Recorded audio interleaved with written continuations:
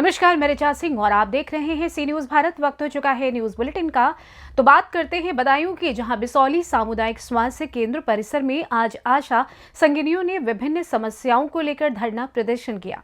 साथ ही बात होगी करनाल की, जहां केंद्रीय ट्रेड यूनियनों एवं संयुक्त मोर्चा के आह्वान पर सभी विभागों के कर्मचारियों द्वारा नीलूखेड़ी गोल मार्केट में प्रदर्शन किया गया। और बताएंगे कि कैसे कौशाम्बी में पुलिस भर्ती और यूपी बोर्ड परीक्षा शुरू होने के पहले पुलिस ने एक बड़ी कामयाबी की हासिल। और भी तमाम खबरों पर आइए करते हैं विस्तार से चर्चा। आज जनपद बदायूं के बिसौली के सामुदायिक स्वास्थ्य केंद्र परिसर में आशा संगनियों ने एकत्र होकर एक धरना प्रदर्शन किया है। वहीं आशा संगनियों की मांग है कि उनको स्वास्थ्य विभाग में स्थायी किया जाए और जो काम का पैसा मिलता है, उसको जो वाउचर मिलता है, उसमें अधिकारियों और कर्मचारियों द्वारा जो कटौती की जाती है उस पर रोक लगाई जाए एवं स्वास्थ्य विभाग द्वारा बीमा एवं जो दुर्घटना बीमा मिलता है वह समय से मिले और हमसे जो स्वास्थ्य विभाग द्वारा काम कराया जाता है उसका समय निर्धारित किया जाए। हम सभी आशा संगनियों ने कई बार ज्ञापन के माध्यम से शासन एवं प्रशासन को अवगत कराया है, लेकिन कोई भी कार्यवाही नहीं हुई है। वहीं सभी आशा संगनियों ने विभिन्न समस्याओं को लेकर सामुदायिक स्वास्थ्य केंद्र परिसर में धरना प्रदर्शन कर विभिन्न मांगों को पूरा करने की मांग की है। मैं आशा बिसौली से पूनम सिंह बोल रही हूँ, बिसौली ब्लॉक से हूँ मैं। और हम मानदेय के लिए धरना दे रहे हैं। आज हमारे कई बार शिकायतों के बावजूद भी मानदेय नहीं हो रहा है हमारा, सरकार हमारी नहीं सुन रही है। कुछ फिर हम काम का बहिष्कार करेंगे और कोई काम नहीं करेंगे और हम हड़ताल पे बैठ जाएंगे आज से। और हमारी मांगे हैं, हमें सरकारी कर्मचारी घोषित करें और 2000 से कोई काम नहीं चलता है। ये धरना आपका यहीं चल रहा है जिले में? हर जगह जिले पे चल रहा है धरना हमारा। हर CSC और PSC पे चल रहा है धरना। मेरा नाम मालती सिंह है, मैं ब्लॉक बिसौली की आशा संगिनी हूँ, संगिनी कार्ड पे कार्यरत हूँ। और हमारी कुछ मांगों को लेकर सरकार से लड़ाई है। हम अपने अधिकार के लिए लड़ रहे हैं। यहाँ पे किसी का नुकसान पहुँचाने के लिए कोई हमारी लड़ाई नहीं है, कोई इच्छा नहीं है हमारी ऐसी। हम सिर्फ अपने अधिकारों के लिए लड़ाई लड़ रहे हैं। इसमें हमारा सबसे पहले ये है कि हमें 45 या 46 के श्रम भारतीय सम्मेलन में सम्मिलित किया जाए। सरकार हमारी गारंटी करे इस चीज की, ठीक है। और दूसरी चीज ये है कि हमें परमानेंट किया जाए। हमें नहीं, मतलब 2000 में नहीं, कम से कम 18,000 रुपए हमारे प्रतिमाह किए जाए, ठीक है। इसमें हम लोगों का टाइमिंग दी जाए कि सुबह 10 बजे से 5 बजे तक। हम लोगों का कोई टाइम नहीं है, अनिश्चित सेवा हम लोग करते हैं, उसके बाद भी कोई पैसा पेमेंट नहीं दिया जाता है, ठीक है। टाइमिंग दी जाए और हमारी मातृ योजना बीमा है वो हम लोगों को दिया जाए कि हमारी जो ये बीमा है, दुर्घटना हो जाती है आशाओं के साथ में, उनका कोई भी मतलब बीमा नहीं मिलता है आशाओं को, वो पूरा दिया जाए हम लोगों को। और जो है कि मतलब जैसे हम लोगों को आयुष्मान कार्ड का तो हो गया ना, उसका नाम, और ये सारी मांगे हैं हमारी। वाउचर प्रथा बंद करी जाए हमारी, और हमको जो डायरेक्टली परमानेंट के हिसाब से जो पैसे आता है उसी हिसाब से पैसा दिया जाए हमारी। ये सारी मांगे हमारी सरकार से है, सरकार हमारी ये मांगे पूरी करे, वरना हम लोग कोई। रानी आशा, ग्राम हटसा से हूँ मैं, और हम अभी अपनी मांगों को लेकर यहाँ आज एकत्रित हुए हैं।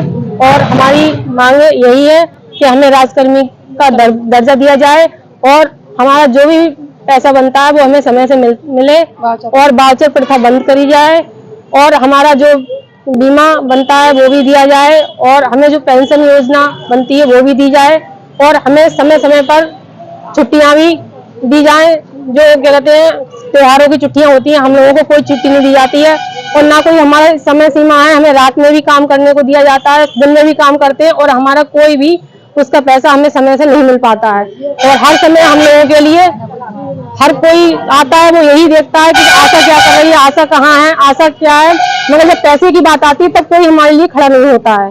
बस हमें ये अपनी मांगों के लेकर हम यहाँ धरने पर बैठे हुए हैं, और हर CSC हर PSC पर पूरे उत्तर प्रदेश की आशाएं बैठी हुई हैं। बस हमारी यही मांग है कि हमें हमारा समय से पैसा मिल जाए, और सरकार हमारा साथ देगी तो हम अच्छे से आगे के भी काम करेंगे। और अपना धरना अगर नहीं देती है तो अपना धरना हमेशा इसी तरह से जारी रखेंगे।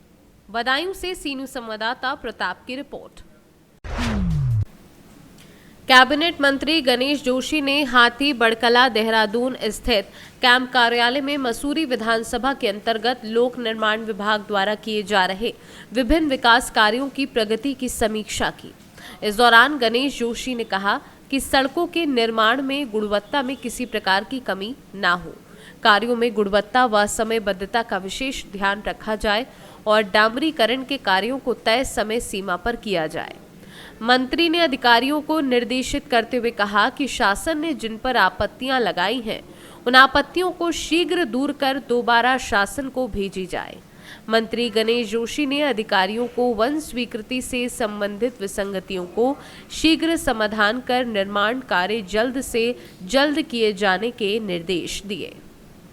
देहरादून से सी न्यूज़ संवाददाता मैथिली आनंद की रिपोर्ट। आज केंद्रीय ट्रेड यूनियनों एवं संयुक्त मोर्चा के आह्वान पर सभी विभागों के कर्मचारियों द्वारा नीलोखेड़ी गोल मार्केट में प्रदर्शन किया गया, जिसकी अध्यक्षता एसकेएस नीलोखेड़ी के ब्लॉक प्रधान तेजपाल राणा ने की। राणा ने कहा कि इस हड़ताल में सभी विभागों के कर्मचारियों ने भाग लिया। उन्होंने कहा कि यह हड़ताल सरकार की जड़ें हिला देगी। इस अवसर पर पटवार कानूनगो एसोसिएशन के जिला महासचिव धीरज सेठी ने अपने विचार रखते हुए सरकार द्वारा चलाई जा रही कर्मचारी विरोधी नीतियों का विरोध किया और हड़ताल का समर्थन किया। संयुक्त मोर्चा के बाबूराम ने अपने विचार रखते हुए कहा कि आज किसान वर्ग खेतों के स्थान पर बॉर्डर पर बैठा हुआ है, जिसकी जिम्मेवारी सरकार की ही है। और सीटीयू के ओम प्रकाश माटा ने कर्मचारियों के समर्थन में देशव्यापी हड़ताल में विचार रखे। अन्य विभागों, आंगनवाड़ी कार्यकर्ताओं, आशा वर्कर, मिड डे मील के वर्कर, सफाई कर्मचारी संघ, fire brigade staff, public health विभाग के पदाधिकारियों ने भी अपने विचार साझा किए। मंच का संचालन एसकेएस के कैशियर सुनील राणा ने किया। इस अवसर पर राजेश कुमार, सर्वेश कुमारी, सुनीता रानी, प्रमोद पटवारी, राजेश पटवारी, रविंद्र राणा आदि लोग मौजूद रहे। जी, क्या कुछ कहोगे जो आज ये धरना प्रदर्शन? आज पूरे देश में 18वीं राष्ट्रीय हड़ताल है। केंद्र की सरकार की नीतियों के खिलाफ कच्चे कर्मचारियों को पक्का ना करना, क्योंकि केंद्र की सरकार को 10 साल हो गए हैं लगातार। जब 2014 में चुनाव में बीजेपी का घोषणा पत्र था, उसमें 2 करोड़ रोजगार देने की बातचीत करी थी प्रधानमंत्री ने, और 15-15 लाख रुपए आएंगे, काला धन आएगा, बेटी बचाओ बेटी पढ़ाओ का नारा, स्कूलों में बच्चों की फीस बढ़ेगी, पक्की भर्ती होगी और पक्की भर्ती पारदर्शिता से होगी, कच्चे कर्मचारी की जो है उनको रेगुलर किया जाएगा। ये आज उनका एजेंडा था 2014 में चुनाव में आने से पहले। आज क्या हो रहा है वो आप भी जानते हैं और हम भी अच्छी तरह से जानते हैं। 2014 के बाद ना तो काला धन आया, ना 15-15 लाख रुपये आए। आज बेटियां सड़कों पे हैं। नारा दिया था ना बेटी बचाओ बेटी पढ़ाओ का। पानीपत में एक बहुत बड़ी रैली हुई थी, जिसमें बाल विकास मंत्री मेनका गांधी आई थी। उसने पूरी तरह से रैली की थी, बेटी बचाओ बेटी पढ़ाओ का नारा। आज लगातार आज भी बेटियां सड़कों पे हैं। आज से 3 दिन पहले 73 दिन आशा वर्कर ने हड़ताल की, वो बेटियां ही हैं, किसी की तो बेटियां हैं। उससे पहले 2-4 महीने पहले 4 महीने 119 दिन आंगनवाड़ी ने हड़ताल की, वो भी बेटियां हैं। आज बेटियां सड़कों में बेटी बचाओ बेटी पढ़ाओ का झूठा नारा सरकार का ये खोखलेबाजी है। 15 लाख रुपए आएंगे, उसके बाद ये सरकार क्या कहती है, और रामदेव इनका जो चमचा है वो क्या कहता है, ये एक सरकार का ढोखलेबाजी थी, एक प्रचंड था एक चुनाव जीतने का। आपकी मांगे क्या है सर? हमारी मांगे हैं कच्चे कर्मचारियों को पक्का किया जाए। जो परियोजना में कर्मचारी आशा है, मिड डे मील है, ग्रामीण चौकीदार है, आंगनबाड़ी है, सभी को न्यूनतम वेतन 26,000 रुपये लागू किया जाए और इनको समान काम समान वेतन जाए। जब 12 घंटे ड्यूटी ली जा रही है तो इसका 8-7 हज़ार क्यों? क्योंकि मिड डे मील को 10 महीने का मानदेय मिलता है। ये सरकार की एक पूरे देश में अभी हमारी पिछले महीने 23 जनवरी को शिक्षा मंत्री के साथ बातचीत हुई है। वो कहता है भाई मानदेय अभी 2 साल हुए बढ़ाया था। हम पूछना चाहते हैं, उससे पूछा था हमने, पूरे प्रदेश में नहीं पूरे देश में पूछ रहे हैं भाई किस विभाग के कर्मचारियों को 10 महीने का वेतन मिलता है, सिर्फ मिड डे मील को 10 महीने का वेतन मिलता है, क्यों? हर विभाग में कर्मचारी की ज्यों की त्यों स्थिति है, कच्चे कर्मचारी हो चाहे पक्के कर्मचारियों की। लेकिन 2024 है, वो इसका चुनाव भी नज़दीक है। आज 2024 में चुनाव नज़दीक का, आज हमारी लड़ाई है। आज पूरे देश में करोड़ों कर्मचारी, मेरा अपना आइडिया है 18 करोड़ लोग आज देश में हड़ताल पे जाएंगे। पिछले जब हमने हड़ताल की थी करीब 15 करोड़ लोग हड़ताल पे गए थे।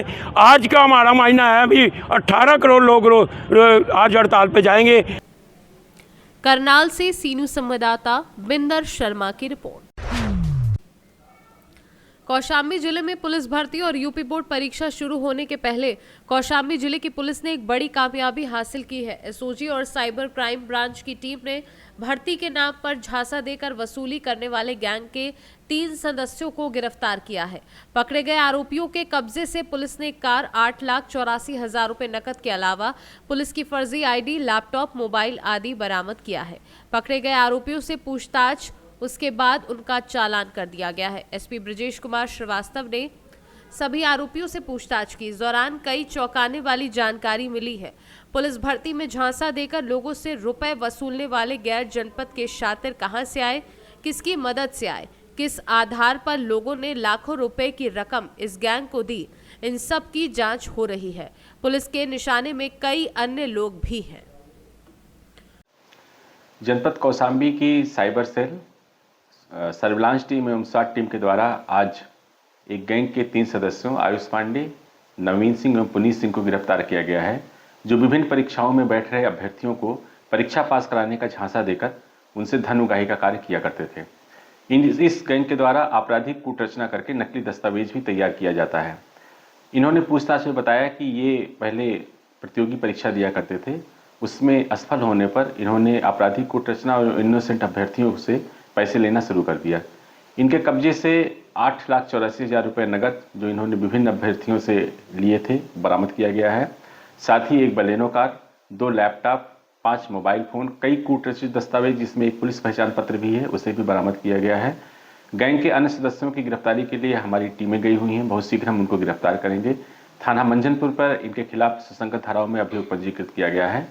घटना की गंभीरता को देखते हुए हम इनके खिलाफ गैंगस्टर एक्ट के अंतर्गत भी कार्रवाई करेंगे। कौशाम्बी से सीनू संवाददाता इम्तियाज अहमद की रिपोर्ट।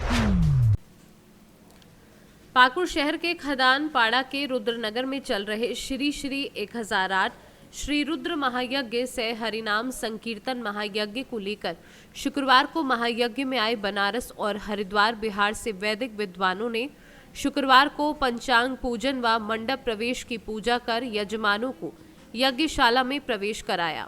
सुबह 8:30 बजे से वैदिक मंत्रोच्चारण की ध्वनि से समूचा क्षेत्र भक्तिमय हो गया। यज्ञाचार्य संतोष तिवारी ने बताया कि ये कार्य में लगे विद्वानों ने गणपति पूजन के पश्चात पंचांग पूजन करते हुए मंडप प्रवेश की पूजा की। इस दौरान यज्ञ के यजमानों समेत बड़ी संख्या में स्थानीय लोग भी मौजूद थे। इस दौरान यज्ञ समिति के सदस्य व स्थानीय लोग पूरी तन्मयता से यज्ञ कार्यक्रम के संचालन में सहभाग करते रहे। मंत्रों की गूंज के बीच धूप दीप नैवेद्य की सुगंध जैसे चारों तरफ फैलती जा रही थी, वैसे वैसे वातावरण अपने आप दिव्यता को धारण करता चला जा रहा था। यज्ञ समिति द्वारा सभी के ठहरने व भोजन के उचित प्रबंध किए गए हैं। श्रद्धालुओं के लिए भी विशेष रूप से बैठने आदि की व्यवस्था की गई है। सुबह से पहली पूजा हुई गणेश जी की, उसके बाद पंचांग पूजन कहते हैं, उसमें नवग्रह है, वरुण देवता है, पंचलोकपाल है, षोडश मातृका है, वसुधारा है, सृजन। इतनी पूजा विधिवत संपन्न करने के बाद पुण्यावासन का काम किया गया, जिससे संसार का कल्याण हो। यजमान को पंचगव्य पिलाया गया अभ्यंतर शुद्धि के लिए। पंचगव्य पिलाने के बाद हम लोग अभी मंडप प्रवेश किए हैं। अब अंदर वेदियां बनेंगी, वेदियों का आवाहन होगा, स्तंभों का आवाहन किया जाएगा। उसके बाद अग्नि प्रवेश कल 10 बजे रखा गया है। क्या नाम है बाबा आपका? पंडित संतोष तिवारी, यज्ञाचार्य। पाकुड़ से सीनियर संवाददाता पंकज भगत की रिपोर्ट। फिलहाल न्यूज बुलेटिन में बस इतना ही। देश दुनिया की तमाम खबरों की जानकारी के लिए आप देखते रहें सी न्यूज़ भारत। हर खबर आपके साथ, आपके हाथ।